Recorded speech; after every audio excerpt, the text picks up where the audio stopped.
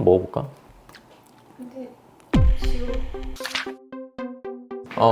네, 팩스페나딘 2세대. 2세대가 여러 종류가 있는데 그 중에 제일 유명한 게 사실 지르텍 종류긴 하죠. 세트리진이라고 해서 1세대 하이드록시진에서 유래한 건데, 지르텍이랑 이제 CGR 이렇게 두 개가 제일 유명하잖아요. 세트리진이 거울 이성질체 두 가지가 섞여 있는 거거든요. 레보세트리진이랑 덱스트로세트리진. 그게 재밌는 게 레보세트리진은 효과가 엄청 좋은데 덱스트로세트리진은 효과가 아예 없어요. 맹탕인의 5mg, 효과가 좋은 애 5mg 두 가지가 합쳐져서 세트리진 10mg 되는 거예요. 그래서 레보세트리진만 모아서 5mg짜리 낸 게 C자리인 거예요. 지르텍에서 효과 있는 절반만 떼서 만든 게 레보세트리진. 그럼 지르텍은 뭐예요? 지르텍은 사실 좀 의미 없는 5mg과 효과 있는 5mg을 합쳐놓은 10mg 먹는 거죠. 이거 나가도 지르텍한테 그게- 저항받은 질문 아니에요? 아니. 대신 지르텍은 저렴하고 그래서 일반 약으로도 살 수 있잖아요. 처방 없이 살 수 있는. 처방 없이 살 수 있는 게 이제 2세대 중에서 이제 지르텍, 그리고 알레그라라고 이제 120mg짜리. 알레그라도 이제 120mg, 180mg이 있는데 보통 비염, 콧물, 재채기, 가려움 이런 거에는 120mg도 충분하고, 보통 이제 만성 두드러기 같은 좀 효과를 좀 세게 해야 될 때 180mg 쓰지. 그리고 이 로라타딘 다음에 데스로라타딘이라는 게 나오는데 얘도 일반약으로 그냥 살 수 있어. 그래서 이제 이 세 가지는 그냥 처방 없이 약국에 살 수 있기 때문에 일반인 분들도 뭔가 갑자기 가렵거나 재채기 나거나 뭐 이러면서 항히스타민제 주세요 하면 이런 것 중에서 하나를 받게 되는 거지. 근데 이제 로라타딘도 사실 이제 나중에 이걸 먹으면 몸에 들어가서 간에서 대사돼서 데스로라타딘으로 바뀌어. 걔가 활성형인 거야. 그럴 바엔 그냥 데스로라타딘만 먹으면 되지 않을까? 그래서 데스로라타딘을 따로 만든 거지. 그렇다고 해서 효과가 아주 좋거나 아주 빠르거나 뭐 이렇진 않아. 사실 비등비등해. 지르텍 드시고 졸리신 적은 없어요? 졸리는 것 같아요. 지르텍 CGRU가 하이드록시진이라는 1세대에서 지용성을 낮추고 수용성을 높여서 2세대가 된 건데, 다른 2세대 약들보단 조금 졸릴 수 있어. 팩소페나딘이 대부분 제일 안 졸리냐.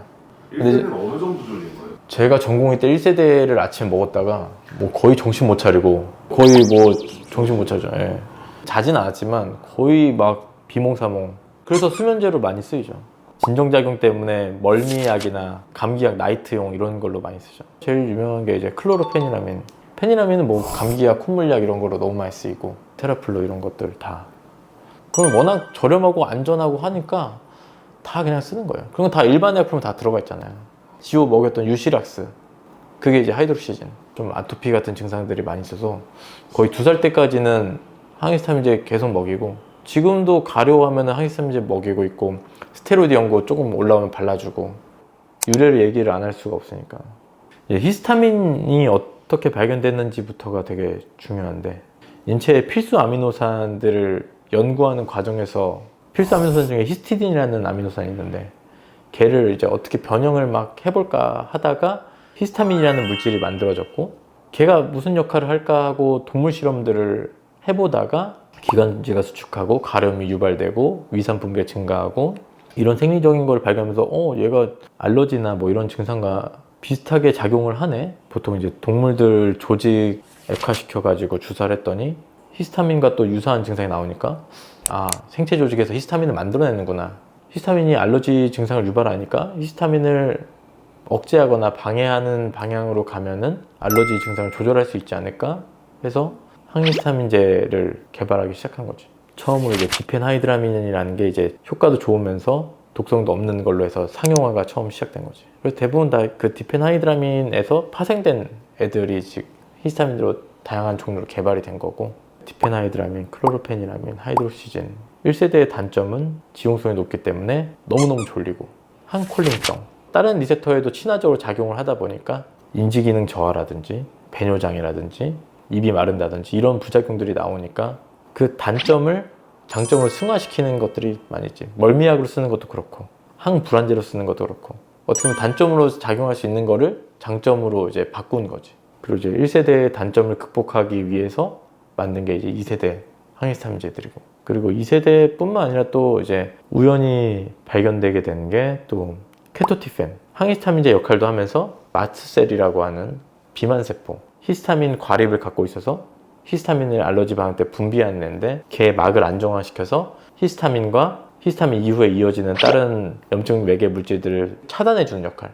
그래서 예방 효과가 있다는 게 우연히 밝혀지면서 이제 케토티펜 이후로 아젤라스틴, 올루파타딘, 에피나스틴, 베포타스틴, 루파타딘 그 예방 효과랑 안 졸리고 빠르고 이런 것 때문에 에피나스틴을 비염약으로 먹고 있잖아. 그런 약들이 그 계열.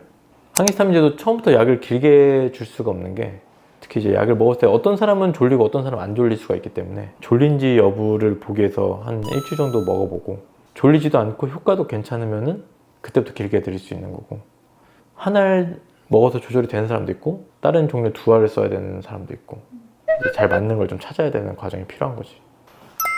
유시락스도 이제 애기들 쓸 수 있지만 사실 얘도 좀 진정작용이 있을 수 있기 때문에 너무 어린 나이에는 안 쓰는 게 좋고 안전하게 쓸 수 있는 게 이제 케토티펜 얘는 6개월 이상부터 먹을 수 있고 항히스타민제 시럽으로 먹일 수 있는 것 중에서 제일 어린 나이부터 먹을 수 있는 거기 때문에 얘를 주로 많이 처방하게 되지.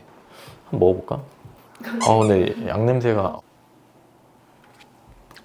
근데 지금 유시락스 시럽은 약간 좀 시도이 너무 쉽지 않겠네.